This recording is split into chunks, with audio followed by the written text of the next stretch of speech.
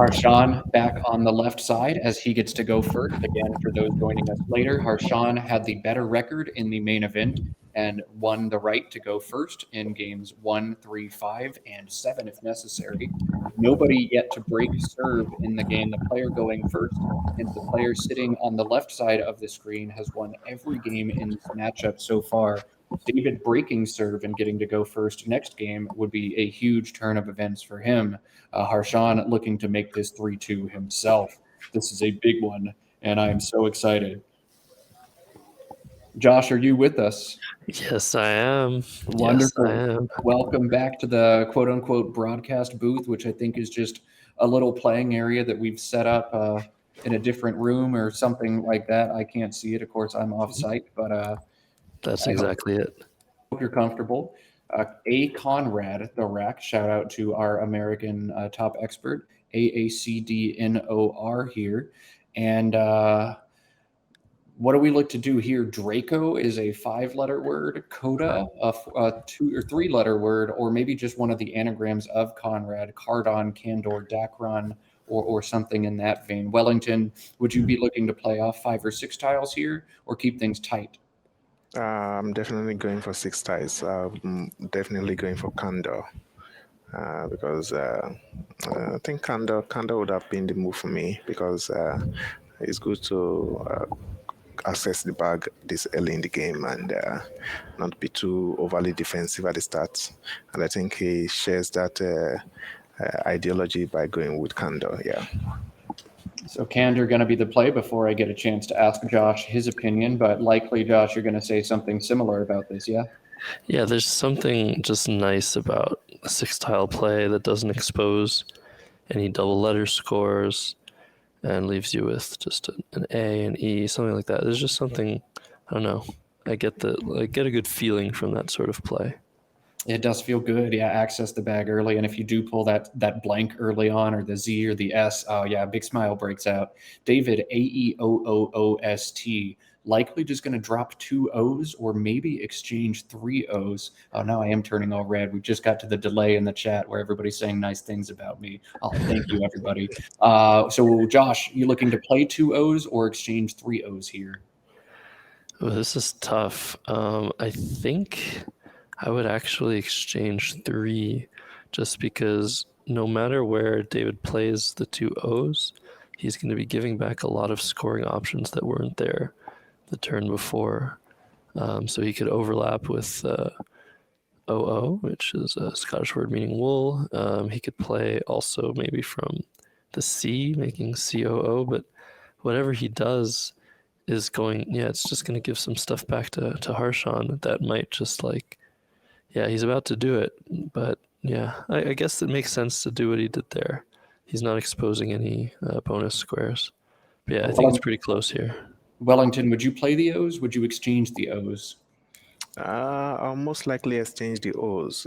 My reason being that, number one, you're not scoring very much. You're scoring just some 10 points or less, and the problem with dropping the 2 O's is leaving 3 vowels on your rack. If you pick a vowel from the back among the 2 tiles you are picking, it could make things a little bit complicated. And another good thing with exchanging the O's is that it gives you all the floats on board, pending what your opponent plays next. So in most cases, you most likely have all the floats available rather than just relying on having a 7-letter option. But I think that isn't going to matter much now, as David has a 7-letter word. He has pulled a 7 here, SOSATIE, the pull for David, and he'll waste no time, I think, to play this. He's also got an 8 through the C, Sociates, SOCIATES, for 70 points. But Society playing in 2 spots nicely, either underneath, making hennas for 73, or with 3 overlaps, OONS, NO, and AS. Those will be 72. But David opting perhaps for the highest scoring bingo here. Josh, would you look to play overlaps, or would you just score the points as well? Definitely prefer this one over the Oon's positioning, just because even though it might be a little bit more dangerous, giving back more potential options for Harshan from the S through the E, at least there are 2 separate spots on the board that you can use next turn to score points. So opening up 2 spots with the bingo for David, he is once again pulled ahead. Now leads 82-49 as Harshan taking care of his paperwork before he turns over those tiles.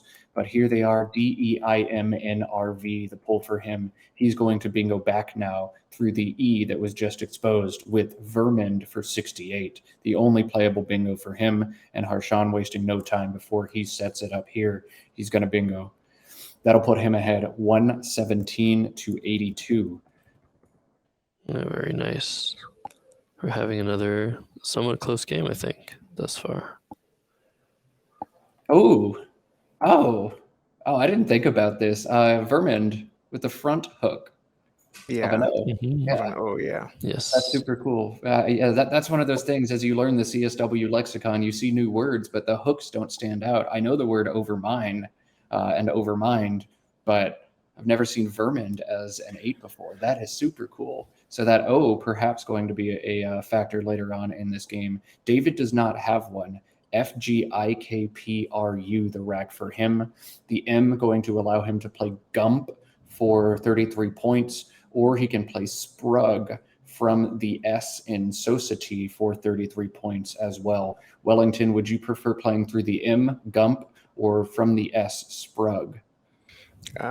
Before I answer that question, I just wanted to cite a scenario where something that I choose to call serial hooking. Probably there is a more appropriate term for it. A word like vermin, it actually starts from Ermind. You could play Ermind, then hook with a V for vermin, and then hook with an O for overmind. That is one. There are some other more famous examples of a serial hooking, and but we'll return to that. To choose between Sprog and Gump, I think I would probably go for Gump because Gump keeps you in board and doesn't leave too much scoring opportunities for your opponents to hit you badly unless he plays a bingo. So I will most likely choose Gump over Sprog. And we see on the other side of the board, Harshan has drawn a bingo rack after his bingo play last turn and the first blank here. He'll have an interesting decision. We may see a bingo. We may see him forego it as Gump comes down from the Aussie. Gump to score 39, Eldar trailing by 2 before Harshan gets to make his play. But Harshan now with a few options, the highest scoring one, a little tough to spot because the blank is required to be a Q. Quethes playing down, making HE and DOES. He's got the high scoring SHUTE for 36, holding the wonderful ES combination, and some options through the C at the top of the board. Quetches, QUETHES, or TEUCHEST. So, Josh, would you look to play a bingo here, or would you play shoot and forego it? Yeah, I think I'd play Queth's. Reason being, you're putting a very unvaluable tile in the triple lane. Putting a blank there, that's a Q. I don't even know if any play is going to hit the board on that triple for the rest of the game. And it feels nice to do that and leave David with the unfortunate duty of opening the board for himself and potentially us being able to come back and pry down on the opening that David makes. So I think Wellington. strategically I prefer the bingo here, but it's probably very close. And Wellington, do you concur? Yeah, I totally concur with that. Another added advantage to having quits on board is that it also makes things difficult in hooking that overmind for thereby utilizing it for something tangible. So it's a solid move. And first of all, placing a Q on the triple lane is Q is the least valuable tile you will want to be placing on the triple lane. Least of all when you get to use a blank to be the Q. So I think I would probably have gone for quits, but we're seeing I think teachers coming on board now. So yeah, this is a qualifying. Not often you'd think to make the blanket queue, so I do wonder if Harshan opted to play this for strategic purposes or if perhaps he missed on the opportunity to bingo for 4 more points in the vertical orientation there. Yeah, In I think either he case, definitely missed it. oh, Harshan on hold as well. We may see a challenge from David here. Harshan has not yet drawn his tiles. For those Americans just now joining us or North Americans, this is 5 point challenge. That's the way they play internationally. For those who play 10 point challenge, this tournament is 5 point challenge as well. So if David were to challenge this word, it would be valid, and Harshan would get 5 additional points. I think he's allowed the draw here as he shows us those arm hairs that we've become all too familiar with. So the play accepted, or perhaps these are courtesy tiles, but in either case, David, EFIKOOR, was the rack. I got it before he covered it up. SOOK from the S in the bingo, making HO and DOEK looks to be a very solid option here, but he can score more points. SKIER, skier, playing down from that S for 42. Josh, you looking to score 30 or 42 in this situation? This is really rough. Skier does a lot of things that you want to do, scores points, opens the board. The unfortunate issue being that the FOO tile leave is going to be very problematic most of the time next turn. But strategically, it does seem right to take that big scoring spot away from Harshan, since Harshan is at a point where he can probably afford to use it. And even if David is able to respond with a bonus through any of the tiles that Harshan would play down from the S, Harshan will still have the score advantage after that. And Wellington, do you concur? I totally concur. I totally agree with him because the game is getting out of hand, and it is in his interest to score points on the one hand and also open the board in a more parallel lanes. And when you get to be able to do both things that you should be doing in one move, there's nothing greater than that when in a game that you need to catch up. So I think it's a great move, and he has committed to it already. So we're back on track. So skier the play, OOF the leave, a big draw for David. The G will not help, the T may, and an A and a W, almost footage, and instead near garbage for him. Harshan now, his best play, swoon, SWOUN perhaps, but that was blocked by the skier play. Windy is a nice a nice triple underlap on Society. WINDY is 43, holding OUT. Twiney plays above the bingo up here, as does Unity. And Harshan, before I can even finish listing the options, has committed to Twiney here, 42 points. Unity, again, another option he could have played in the same spot. But he's going to roll the dice. Twiney for 42. Would you be concerned about this OU leave, Wellington, or would you take the points here with Twiney? I'll definitely take the points. The player with the most points wins at the end of the day. So when you're leading, you don't have to be too perturbed about rack leaves, especially if it's not going to hurt much. The only time you need to be bothered about rack leaves is when you are beginning to suspect that you're having a series of incongruent tiles coming to your hand. That is when, but so far so good. He hasn't had any of such problems in this game, so I'll just go with scoring as much points as possible. And this is a huge draw. Go ahead, Matt. No, a huge draw as Harshan now has found the second blank. He did not bingo with a Q earlier in the game with his Queeds bingo, but he may get an opportunity to do so here. I don't see any playable bingos currently. Colby does not either, but maybe after a play from David, one might become available. David's going to have a big decision to make here. AFGOOTW, the rack. So perhaps we see footage to the E in skier, but that obstructs some of his best lines. Maybe WOOD to the D in Vermond, maybe GOAF beneath Tuchist, making ITA and NEF. Wellington, what is your preferred option here? What's your approach? Well, The I would probably have chosen footage, but footage gives the opponent too much opportunities to pull further away.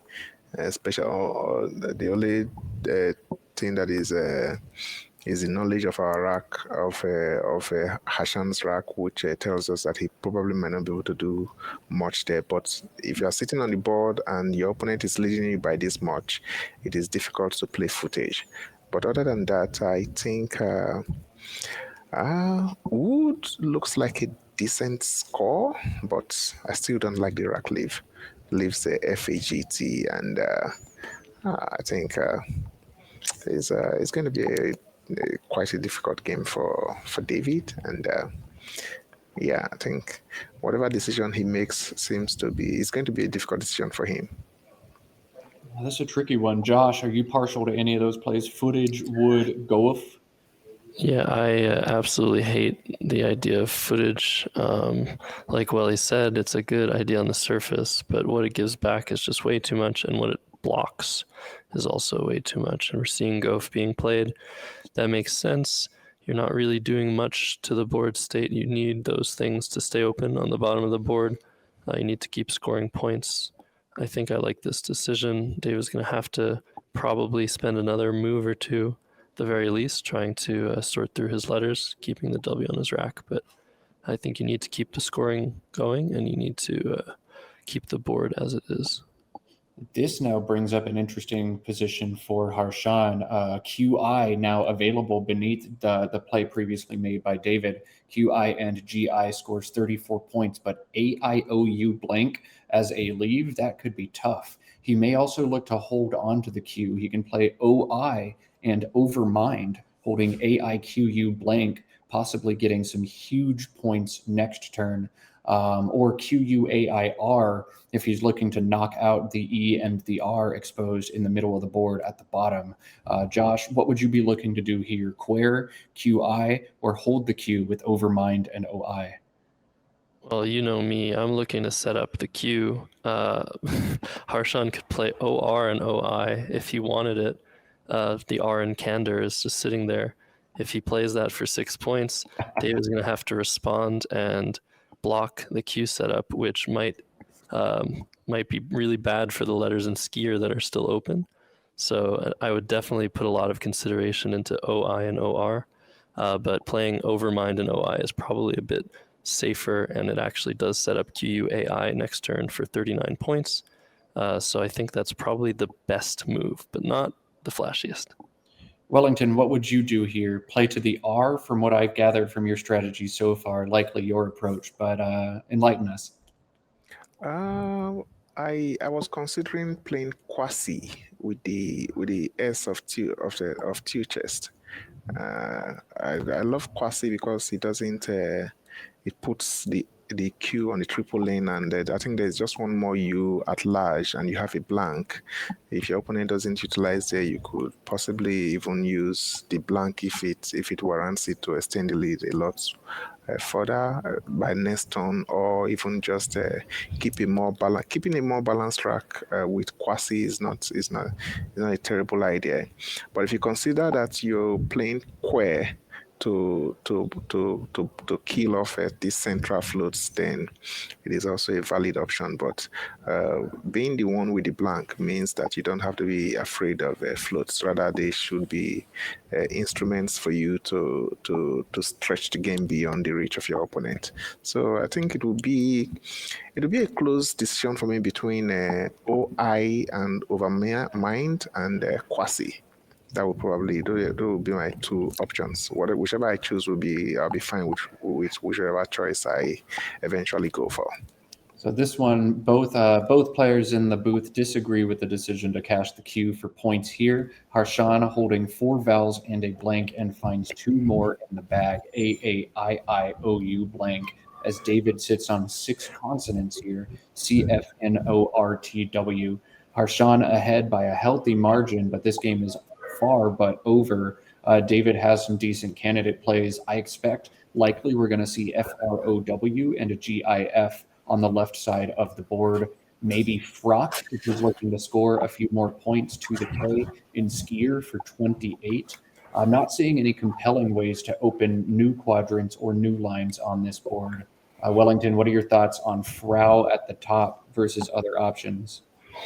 I think if I'm to choose between Frau and Frock, I would probably go with Frau because Frau leaves a more bingo prone three-letter stem, and uh, we were talking about the G earlier on as a rigid tile.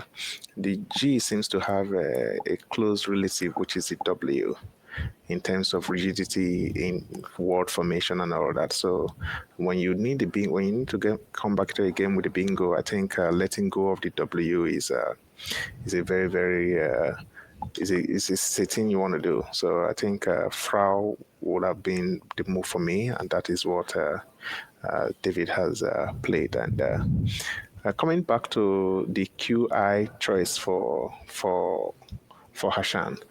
When you are up by this much, and especially when you have a blank, I think one of the things you try to avoid is being stuck with tiles that you can't really, being stuck with tiles that you can't do much with, because it forces you to you can't score decent, and you can't change either because you want to keep playing. So that is something that you don't want to be doing. And I think, but he has found a decent move of a Gauti, and that has seemingly remedied the situation a little. Yeah, I think perhaps, and we maybe overlooked this at the time, but QI holding AIOU, perhaps Harshan knew that if he did end up drawing more vowels into that blank, he would at least be bailed out with the ability to play a Gaudy. So he had an escape plan if he had a worst case draw, and he did have to pull the parachute on that escape plan here. But maybe that's some of the rationale behind the QI play: score now and bail myself out if the worst happens, as it did for him. David now, Cilnttu. I feel like this has to be cut and gift. That's a really nice way to create a dangerous line down from that C, and one that's hard to obstruct unless Harshan has good tiles. Josh, do you feel the same? Yeah, yeah. QI and GI. I mean, it had this hidden value to it that we didn't see over the board, but I do believe Harshan was aware that if he needed to, he could bail himself out with Aguti on the next turn. So that's pretty cool sequence there that keeps Harshan well in the throes of victory in this game. And yeah, I think cut for David Eldar is definitely the cut and dry approach here. If I'm going to make two puns in one sentence, I'm going to need to be stopped. But Now, there are plenty of puns on this stream. Everybody well aware, as I've been doing it nonstop all tournament, so your puns are welcome here. Wellington, do you agree the play of cut and gift, or do you opt to score points with Tunicle to that E for 30? I'm definitely choosing cut over Tunicle because you're hoping to catch up in come back into the game, and taking away central floats is not something you want to be doing. So, and opening more lines for more chaos is something you want to definitely be doing. And he has done it, and that's I didn't expect him to make anything short of that, and I'm very very happy that he was able to make the right decision there. Yeah, and so now Harshan, AI blank, the leave, BDVZ, the draw. That is wild. He's gone from all vowels to now suddenly consonant treble in no time at all. And he's looking to try to shut down this board. The I, E, and R in skier, in his mind, certainly have been open long enough. He's got some ways to block that. BAIZED, you see him set up. AVIZED, you see set up now. No way for him to fully obstruct both the C and the floating tiles in skier here. And crucially, if he makes any of these plays, he's not going to be able to score points with the Z. We've emphasized over and over the Z, a great tile for scoring opportunities. But I'm not seeing much else to do. A play like VIED through the E just doesn't seem to score very well. Wellington, how would you approach this situation for Harshan? Much to think about here. Well, basically, if I'm playing this kind of game and I have a 50 points lead and this kind of rack, I generally would believe that the game is more or less won or lost. Because I will just do Avid for 29 points, if no, 28 points. And no, it's one, two, It's three, four. 31. 31 points, yeah. 31 plus 50 points is 81 points. You have a Z and a blank with you to counteract anything that he does. And I think the game is more or less over if he goes with Avid. So I will do Avid, keep my Z and blank to cause further damage down the line or to recover from anything that he throws at me. So Avid, Wellington says, just score points. You've largely got it in the bag. 31 points. Hold the blank. Avid looks to be a very strong option. Josh, would you play some defense here, or would you agree with Wellington and cash the points? Totally agree with Wellington. Yeah, just play Avid, and basically, if anything happens, if any bonus or bingo comes down next turn, you will have the Z to score with in a multitude of places on the board. And if anything happens to the E or the R, or through the E or the R of Skier, you'll be able to clamp down on the rest of the board and probably just be able to coast your way to victory. So yeah, I totally agree with always keeping the Z when in doubt. Another good thing with the way the board is that with the board can hardly accommodate two bingos, which is what David will need to come into the game. And playing Avid makes it such that even if he plays a bingo with the C or the U or any of the central floats, it gets easy for you to just control the rest of the game, and you coast to victory with.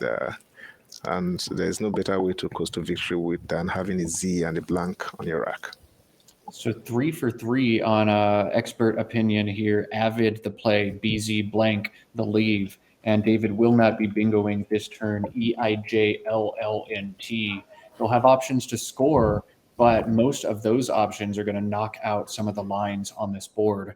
Join or joint playing through the O in Society, Jill playing through the E in Skier, or Jill through the I are top options from the computer. But those all close down this board. Might we see a desperation play, something like JEE to the E at the top of the board here? Wellington, what do you think here? It's a tough decision for him because he doesn't have any good decisions, because playing a joint, for example, leaves the double L's on your rack, which is not a very great sleeve. And if you choose to go with a JEE, you do not have the hook readily at hand, and that means you are hoping to pick an A amongst the two tiles you are bringing from the bag, and not just picking an A, you're hoping that the A forms something worthwhile. So it's a very difficult situation for him. But I think I see him wanting to go with Jill, which seems to be more of it's a greater option, and I think I agree with his choice of move there. Oh, Jill, the play for David Eldar. He now trails 251 to 312. Harshan retaining the Z and the blank last turn. Looks to score this turn. PEIZE, a 5-letter word playing above the bingo at the top. We will go ahead and reveal the unseen pool now. There are 23 unseen, 16 in the bag from Harshan's perspective. There you have it. Not superb, but you have to imagine David probably close to a bingo range after smaller plays the last few turns. Decent number of A's, E's, I's, O's altogether, fairly balanced pool. The X also one scoring option, though it doesn't look to have many spots on this board. PZIE or PEIZE at the top of the board looks to be solid. He may also play beep above Twiney, making PITA if he wants to hold that Z one more turn, and he'll give himself nice scoring opportunities with it. ZEP and Zoon to the left side of Cantor, also an option. Josh, what would you do here? Just cash the Z for 40 and try to say good game?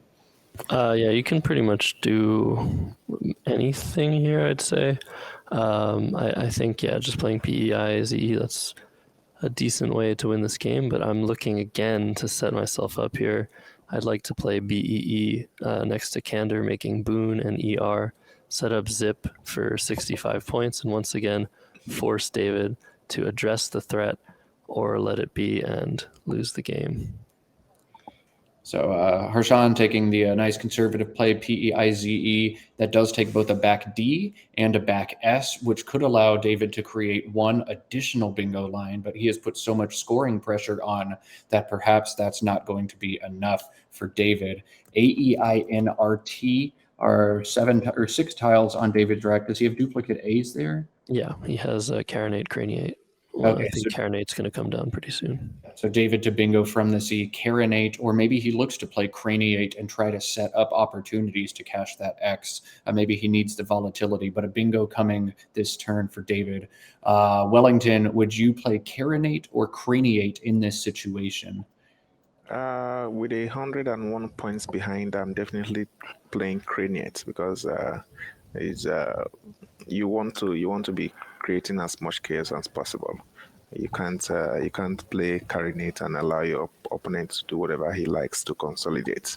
You have to force him to either block forcefully or he does a little more to win the game. But either way, you just don't make it comfortable for your opponents to win easily. So I think Craniate does that, and it gives you an off chance of being able to overturn things. So there are no I's, no U's for XI opportunities, XU opportunities. You'd need to pull a great tile with the X, but Craniate going to create a little bit of volatility on this board. David now going to draw tiles. He will leave 4 tiles in the bag for Harshan to respond, and that Y is going to give him a little bit of peace of mind here. A play like AB and BY and NY is going to help him neutralize the X spot without even having to be concerned about what's left. But the back hook to PEIZE could be rather high scoring for David. Wellington, if you are Harshan in this situation, are you worried or do you feel still in control of this game? Well, if I'm Harshan, I'm definitely. There are a few threats left on board, but I think none of them is really viable threats. So you really just have to play your game and hopefully coast home to victory. There's an off chance of the opponent being able to play a bingo through the R of Skya, but I wouldn't really bother much about it. But whatever the case is, if it was my turn and I'm leading with almost 20 and I have a blank on my rack, I'm definitely emptying the bag one way or the other. I don't want to give my opponent chances to make any plans. So whatever I do, if I'm Harshan, I'm emptying the bag. NYBBLE from the N, a good way to do that and address the X spot, although maybe XYST would be allowed after that. I don't know if that would be enough to outrun Josh. XYSTER even could. Oh, that would be goodness.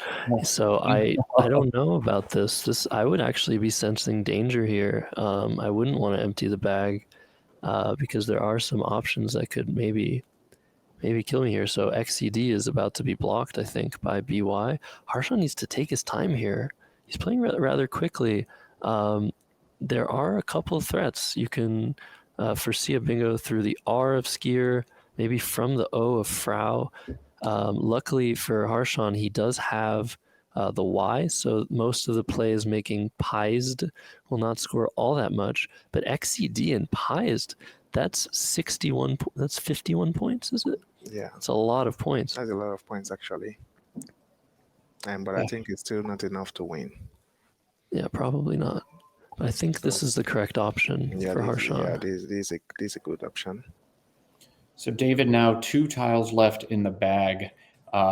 And he's got several options. XED, as we mentioned, with PEIZED is 51 points and will at least momentarily propel him to the lead. But a 3-tile play with 2 in the bag means David will have 6 tiles on his rack, Harshan with 7, and Harshan to move. Harshan almost definitely going out in 2. Harshan has the blank as well. Should still be Harshan's game.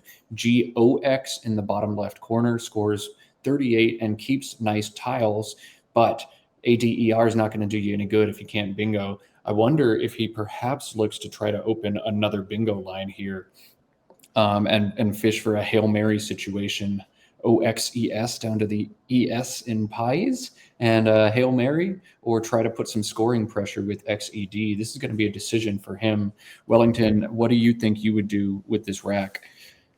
Well, if you're thinking about, there are two ways to possibly hope to win this kind of game. One, you score the XED pies, great score, get shooting into the lead, and hope that your opponent gets trapped with a clunky ties in the end game. That is one way.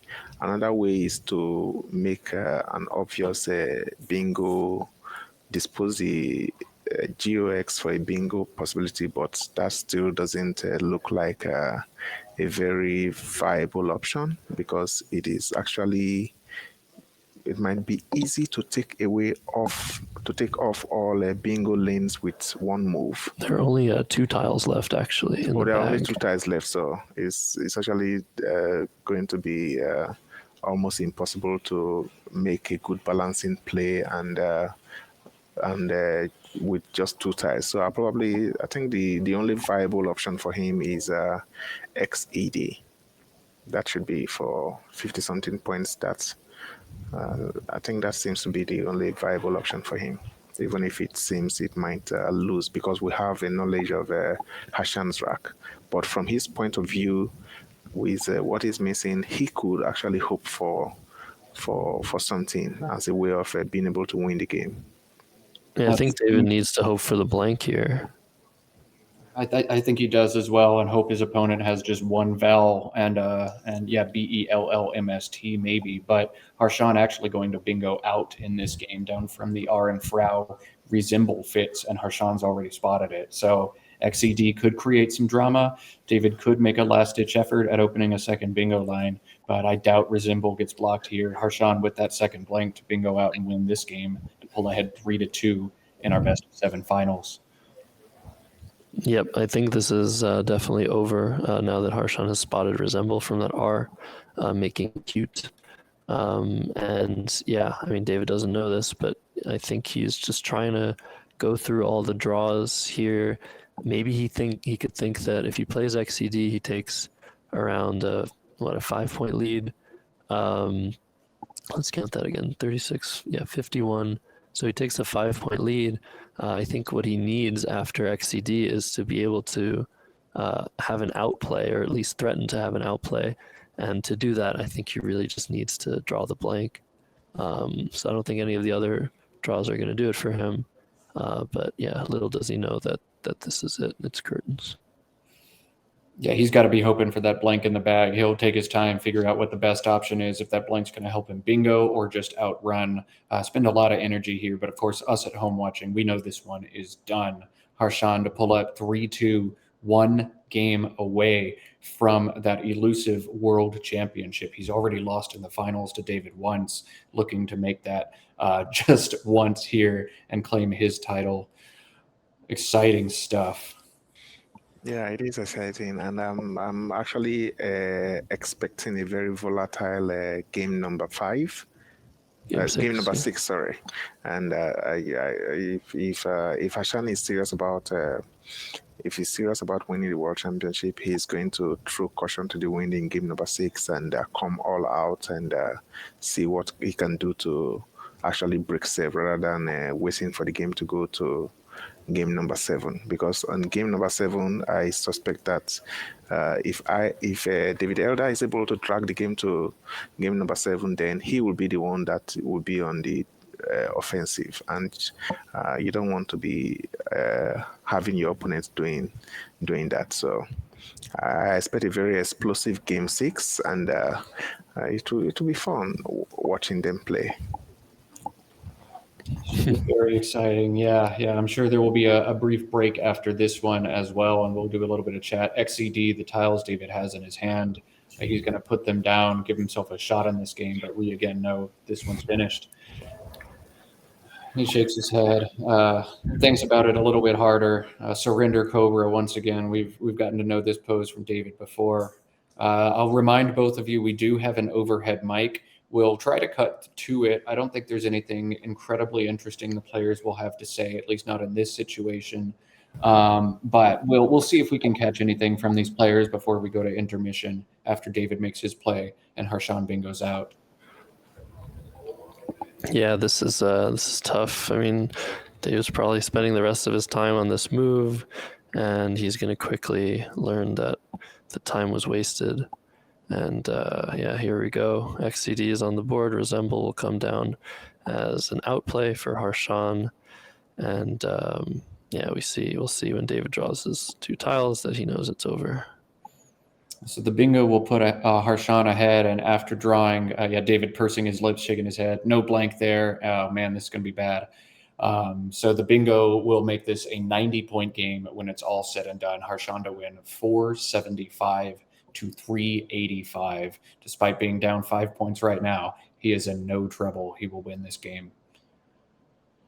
Yeah, and again, there he goes. There he goes. It's like wondering, did he miss it? Did he not see it? He has it lined up. I think he very slowly. I think he can even get to win the game without playing the bingo. Oh yeah, definitely. That's how lovely his tile combination is. And when the pen is on the board, you know that Harshan is in his dominant pose. All right, we'll cut to overhead mic now as this one's done.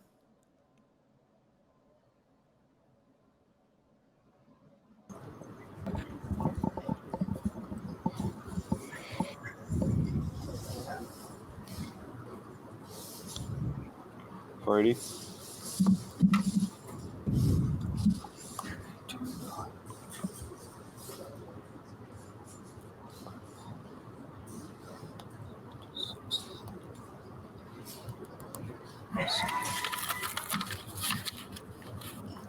$480. 382.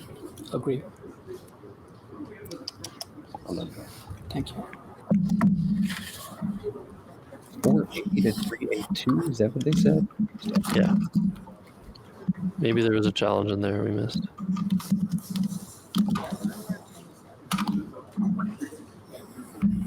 Yeah, it's possible Titius was actually challenged. I just want to take a picture. Just give me a second. Thank you. Okay.